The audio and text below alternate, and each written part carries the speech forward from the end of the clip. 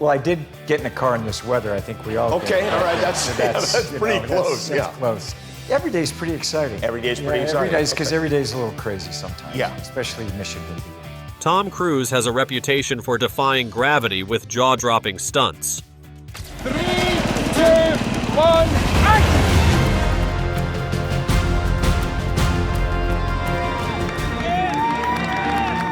Russell Crowe? He's the brooding force behind some of the most powerful performances in cinema. Father to a murdered son, husband to a murdered wife, and I will have my vengeance. But when these two Hollywood heavyweights teamed up, the result wasn't cinematic magic.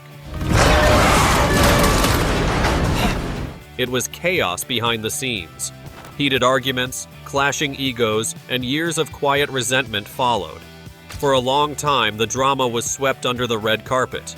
But now, Russell Crowe is finally speaking out, lifting the curtain on what it was really like working with one of the biggest stars in the world.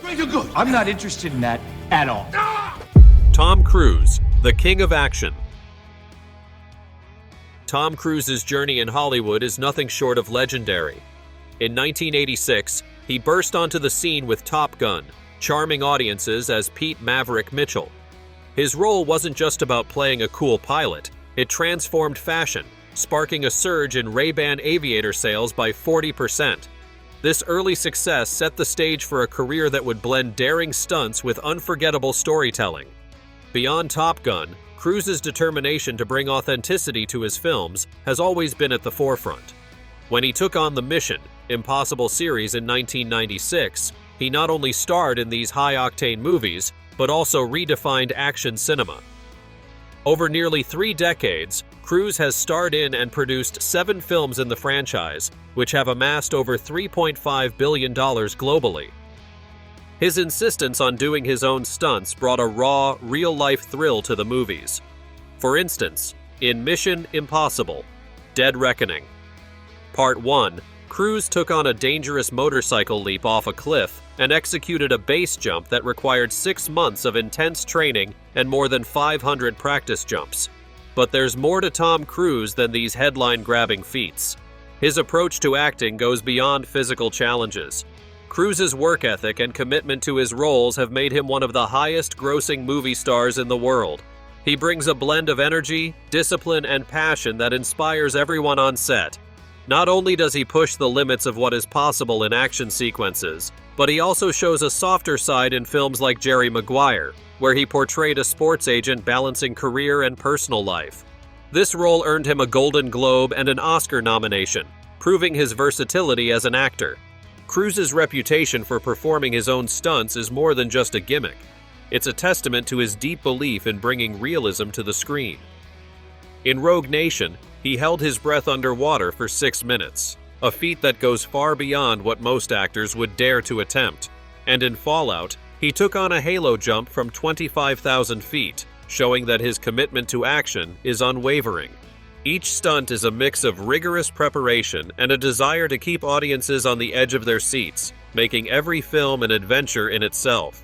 In addition to these on-screen achievements, Cruise's influence stretches into the very fabric of modern filmmaking.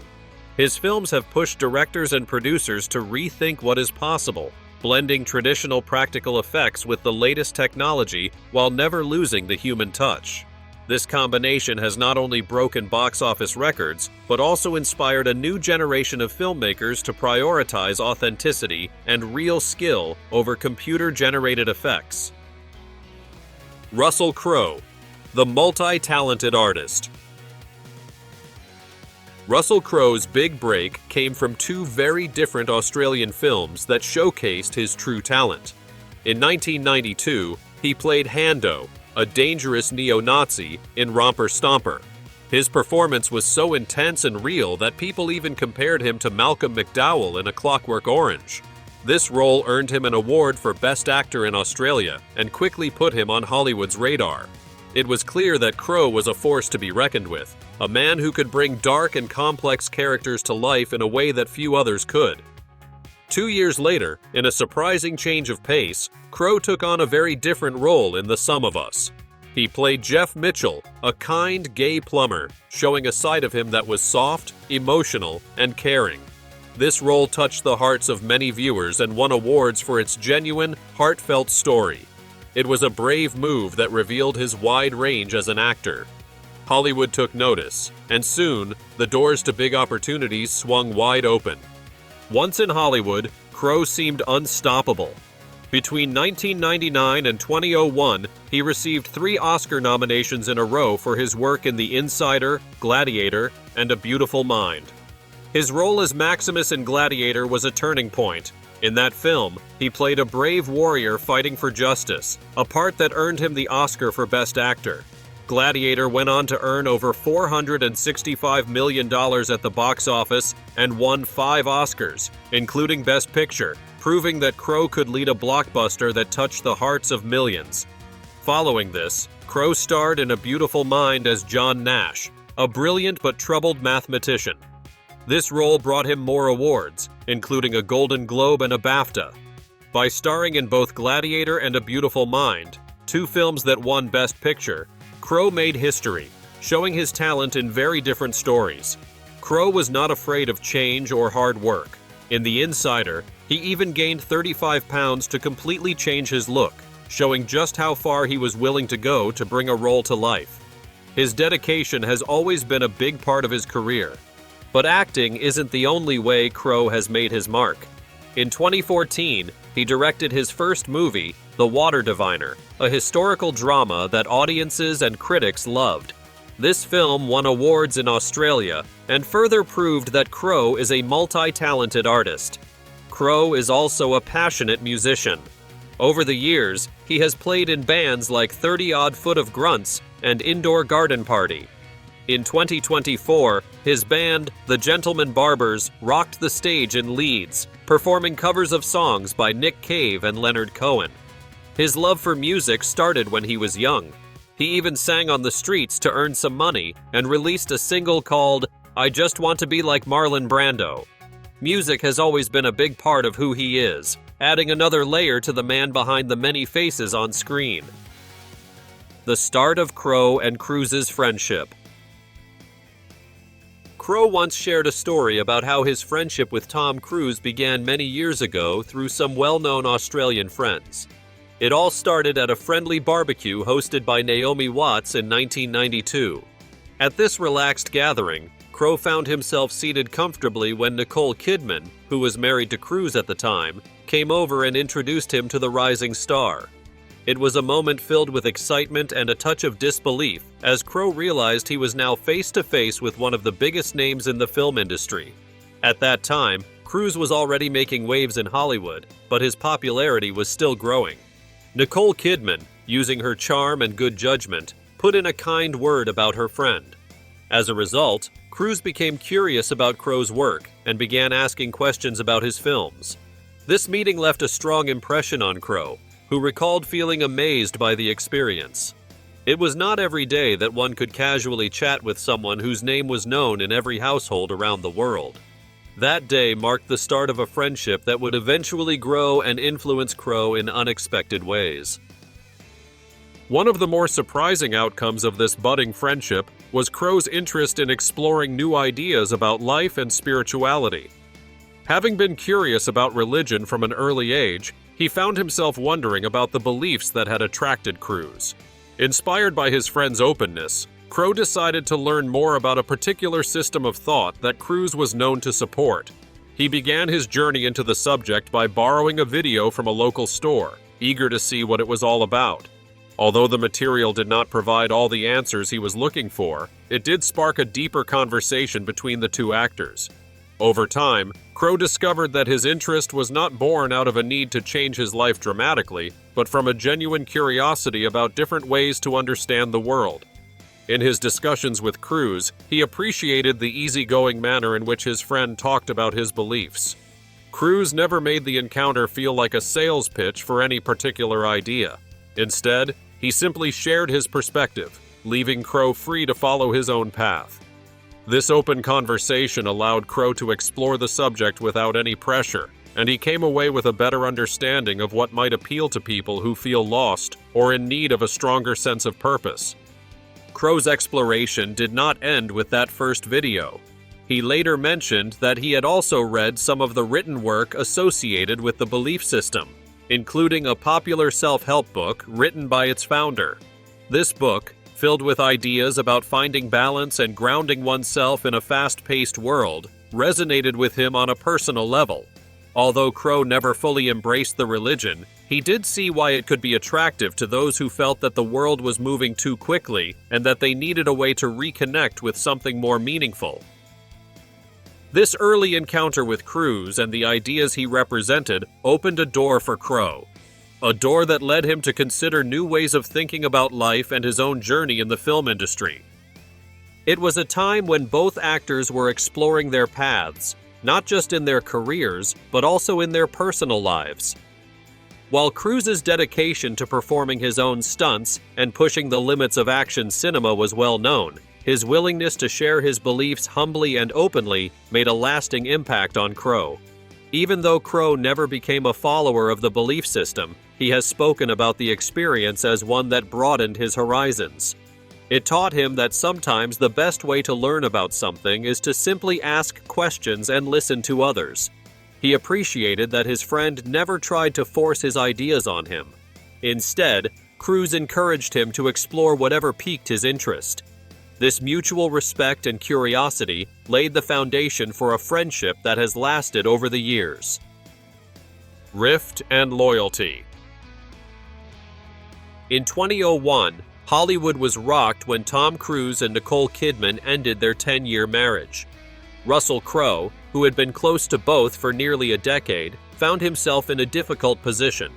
He had to choose between two people he cared about.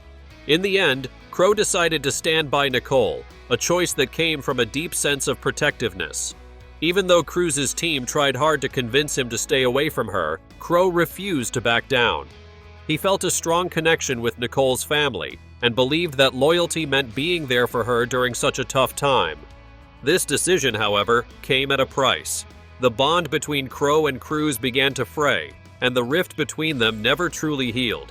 The situation got even more complicated when Crowe made a joke about being part of Nicole's settlement package after the divorce. His comment was intended to be lighthearted, a small attempt at humor born from years of friendship and shared experiences. But instead of easing tensions, it only deepened the hurt, marking yet another point of contention between the two stars.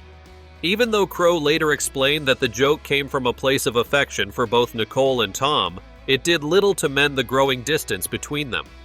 Years later, the old wounds were reopened when Cruz and Crowe found themselves working together on a new film, The Mummy, in 2017. This project marked the first time the two had acted together on screen, and it brought all the past issues back into sharp focus. Their on-camera partnership included a standout scene, a brutal fight that took 4 full days to film. Despite being in their 50s, both actors were determined to do their own stunts.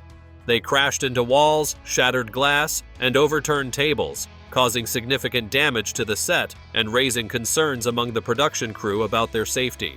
The tension on set was palpable. Off-camera, Crowe reportedly struggled to tolerate Cruz's presence.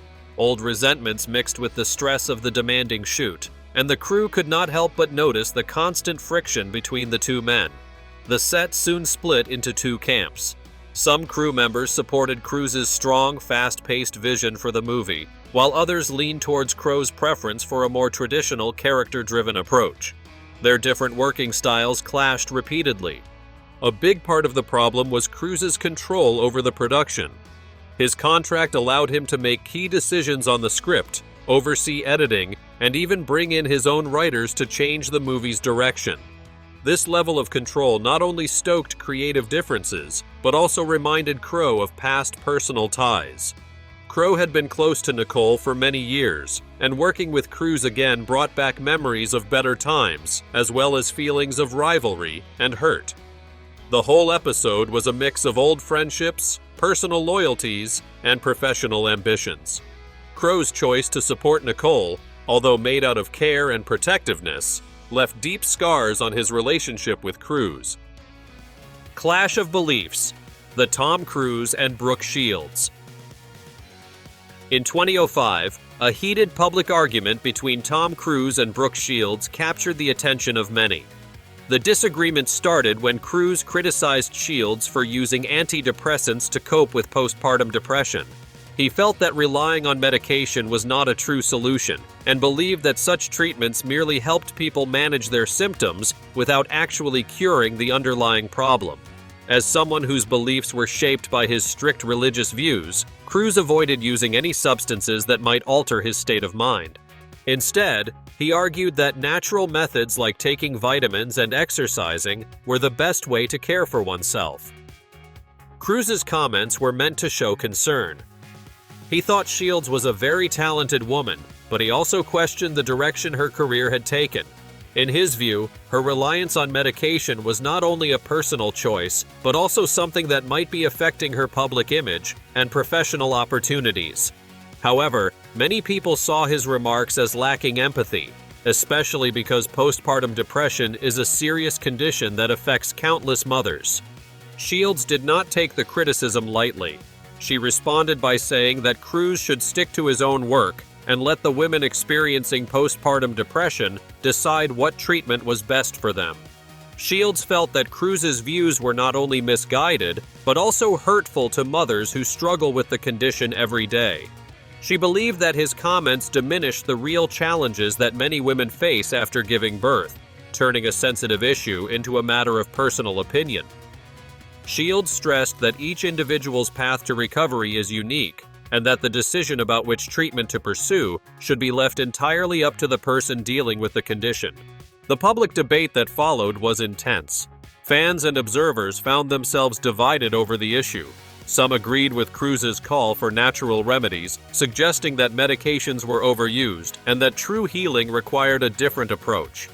Others felt that his stance was too narrow, ignoring the fact that antidepressants have been a lifeline for many women during one of the most challenging times in their lives. This clash of views highlighted the ongoing debate between those who favor natural, holistic treatments and those who trust in modern medicine to offer real solutions for mental health issues. The tension eventually simmered down over time, but its impact lingered. The disagreement served as a reminder of how deeply personal beliefs can create rifts, even among those who share a history of friendship and professional respect.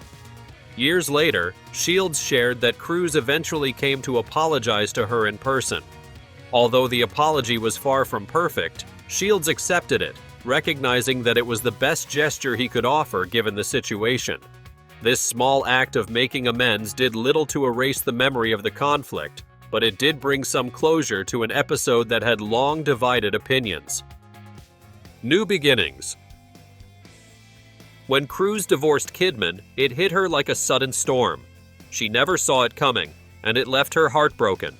At the same time, her acting career was soaring. Just 2 years later, she won an Oscar for her role in a major film. But instead of feeling joy at the win, she was overwhelmed with sadness. Her personal life was in shambles, and that glittering moment felt empty. On the night she won her award, she attended a big party that many dream of, but she couldn't bring herself to celebrate. Instead, she left early, went back to her hotel, and sat on the floor with her family, eating takeout. In that quiet moment, she realized deep down what she really needed: to find love and healing in her life. The divorce was never just about two people parting ways. Many other challenges came with it. One big issue was the role of the religion that Cruise followed.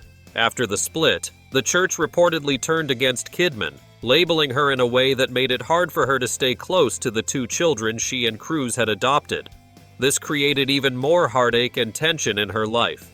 In one TV interview in 2005, when a reporter asked Cruise if Kidman was still the love of his life, he reacted strongly. He warned the reporter to be more careful with his words, showing that even though the split had happened, old feelings and conflicts still lingered. Over time, however, both Cruise and Kidman managed to move on with their lives, though the scars of that period remained. For Kidman, moving forward meant finding new love. She eventually met a country singer named Keith Urban. Their connection was immediate, and Urban made a grand gesture that showed his deep feelings for her.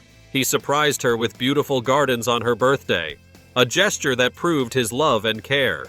Within just 6 months of dating, Kidman felt that this was the love she had been searching for, and they married in 2006 in Australia. Meanwhile, Cruz went on to marry Katie Holmes. However, that marriage did not last either. Cruz and Holmes ended their marriage in 2012 in record time, in a move that shocked everyone in Hollywood.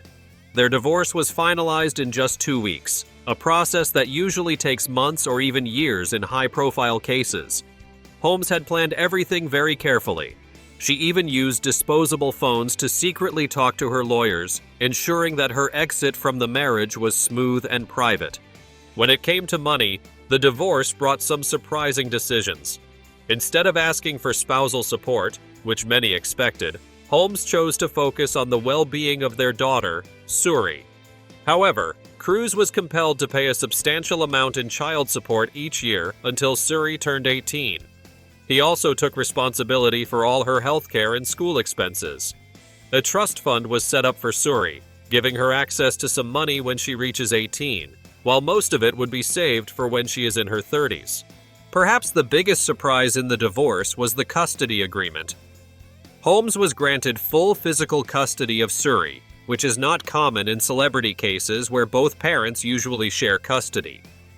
She wanted to have full control over her daughter's daily life, including important decisions about her education and upbringing, and the courts agreed. Cruz was given only visitation rights, meaning he would not have a say in Suri's day-to-day life. Holmes filed for divorce in New York, knowing that the courts there were more likely to grant one parent full custody, and her plan worked out in her favor. Holmes and Cruz's relationship, and their divorce, have long given people a glimpse into how the controversial church works behind the scenes. It is said that Holmes was chosen by the church to marry Cruz after leaders decided he needed to be part of a Hollywood power couple. After his previous relationships with Nicole Kidman and his last girlfriend, Penelope Cruz, fell apart because of disagreements over Scientology beliefs, Cruz was in search of a partner who could help promote the church. For a time, Holmes became that perfect match. But she wasn't the first choice. Scientology initially matched Tom Cruise with Nazanin Boniadi.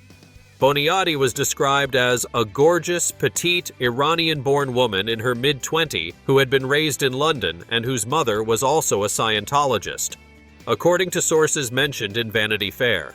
Before she became the well-known actress and activist she is today, she was summoned by an important church official to the Celebrity Center International, a Scientology building aimed at turning ordinary people into celebrities. There, she met Greg Wilhere, a high-ranking Scientology official who told her that she would be part of a discreet mission that would eventually lead her to meet influential people around the world. What Nazanin didn't know at the time was that this encounter marked the start of a months-long process to mold her into the perfect woman for Cruz. The first month of this process was intense. She was made to get audited every day, sharing her most private thoughts and even the smallest details of her sex life with Greg Wilhere. She was also told that her red highlights had to go, that she needed to remove her braces, which she was only supposed to wear for 6 more months, and even to break off her relationship with the Iranian man she had been dating and was close to being engaged to. One of her confidants recalled, "She was crushed," adding, "They gave her auditing to make her feel better, and they took her to Saks and Burberry in Beverly Hills to buy her an expensive wardrobe." This friend explained that Nazanin was also asked to write a 20-page, single-spaced essay on what she wanted and needed in her life in terms of a partner, family, and work to satisfy her goals and dreams. Once she sent off the essay and it was approved, Nazanin received a strict confidentiality agreement. She was warned that if she ever left or messed up in any way, she would be labeled a suppressive person by the church, which meant that she would be shunned by everyone in Scientology, even by her own mother, who was also a believer. With all these conditions in place, Greg Wilhere told her, "Get a good night's sleep, because your mission starts tomorrow." He then took her to Scientology's New York Center, where she was to meet the man she was arranged to be with. At that meeting, Wilhere introduced her to Cruz with the words, "This is Mr. Cruz. We can't let him down." For several months, Nazanin and Cruz were inseparable. During that time, Nazanin was forced into a kind of isolation due to the strict confidentiality agreement she had signed. She was told exactly what to do, how to behave, and even to do whatever Cruz wanted. She was expected to be the perfect girlfriend for him, a role that came with many demands and little room for personal choice. However, everything changed when the leader of Scientology, David Miscavige, and his wife Shelley paid a visit to Cruz's home in Telluride. Nazanin, who had come home early due to a snowmobile accident and was injured, was told to entertain the Miscaviges.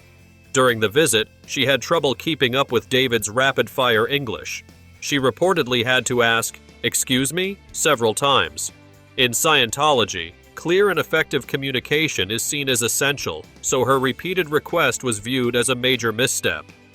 Miscavige took that as an insult, said one of her confidants, a comment that led to Cruz becoming furious with her and, ultimately, to the downfall of their relationship.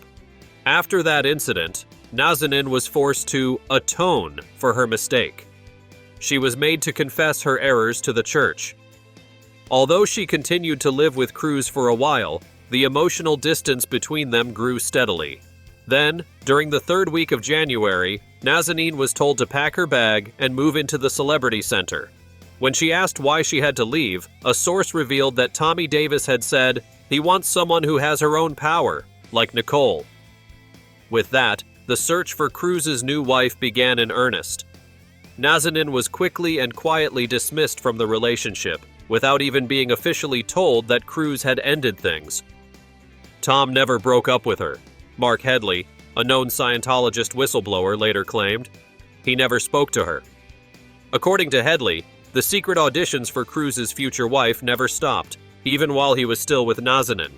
Shortly after this whole ordeal, Nazanin Boniati left the church.